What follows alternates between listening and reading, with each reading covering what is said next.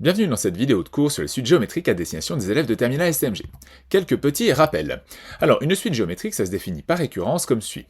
Un plus 1 égale un multiplié par q, q étant la raison.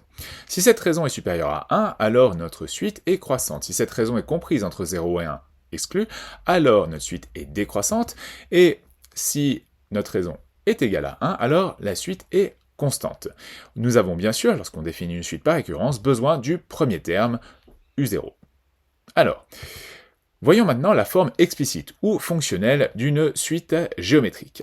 Alors, pour ça, on va partir de la forme par récurrence. Un plus 1 égale un multiplié par q et U0, notre premier terme. U1 se définit comme étant U0 multiplié par q. Et donc U2, c'est U1 multiplié par q, et U3, c'est U2 multiplié par q.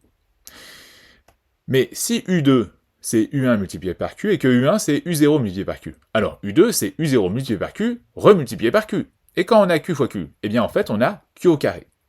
Utilisons la même logique, et nous obtenons U3 égale U0 multiplié par Q au cube. À partir de ça, on peut conjecturer que, en fait, notre suite se définit de manière fonctionnelle comme UN égale U0 multiplié par Q exposant N. Et en fait, ça, c'est la formule qu'il va falloir retenir lorsque nous avons U0 comme premier terme, donc quand le rang du premier terme est 0. Sauf que c'est pas toujours 0, le rang du premier terme. Parfois, ça peut être U1. Donc notre premier terme de rang 1, nous avons UN qui est égal à ici le premier terme, multiplié par la raison, et l'exposant ici, ce n'est plus N, c'est N-1. Donc, deuxième formule à retenir ici, sous la forme fonctionnelle. Et de manière générale, lorsque nous avons UP comme premier terme, donc de rang P, notre suite géométrique s'exprime comme UN égale UP, le premier terme, multiplié par Q, toujours, exposant N-P. Et donc voici une dernière formule à retenir pour les formes fonctionnelles ou explicites des suites géométriques. Voyons maintenant la somme des termes d'une suite géométrique. Alors, de façon à bien comprendre cette partie, je vous invite à regarder quand même la vidéo que j'ai faite sur le symbole de sommation à destination de tous les élèves de terminale. Alors, j'ai besoin d'ailleurs de ce symbole de sommation. La forme générale ici, donc c'est la somme de mes termes, donc de la suite U, partant du premier terme P jusqu'au terme de rang N. Donc pour ça, je prends UP, donc le premier terme, multiplié par 1 moins Q exposant N moins P plus 1, le tout divisé par 1 moins Q. Alors ça paraît compliqué, mais laissez-moi vous expliquer cette petite formule. Donc P, ici, c'est le rang du premier terme, que l'on retrouve ici, notre premier terme. Q, c'est la raison de notre suite géométrique.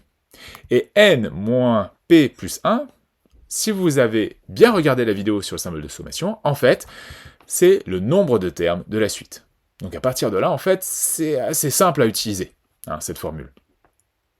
Mais si le premier terme est de rang 1, donc ici, j'ai mon symbole de sommation, avec la limite inférieure qui est de k égale 1, je vais jusqu'à n, donc là c'est le rang du premier terme, je le retrouve dans ma formule, ici, le premier terme.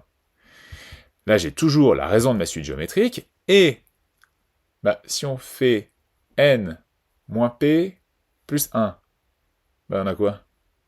On a tout simplement n, et n c'est le nombre de termes. Donc on peut dire que ici, quand on a un premier terme de rang 1 et qu'on va jusqu'à n, on calcule les n premiers termes de la suite. Mais c'est pas toujours comme ça. Si on veut calculer les n premiers termes justement, mais que le premier terme ici est de rang 0,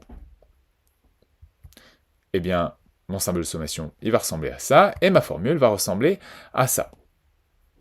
Donc, j'ai toujours les n premiers termes, donc le nombre de termes ne change pas, c'est n. Sauf que ici, je pars de 0. C'est le rang de mon premier terme. Et donc, j'ai U0 ici.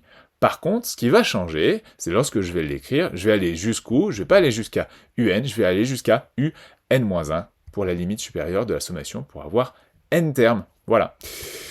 Voilà pour cette vidéo de cours. Si vous l'avez appréciée, n'hésitez pas à la liker, à la partager à vos camarades de classe. Si vous avez des questions, posez-les en commentaire et n'hésitez pas à vous abonner.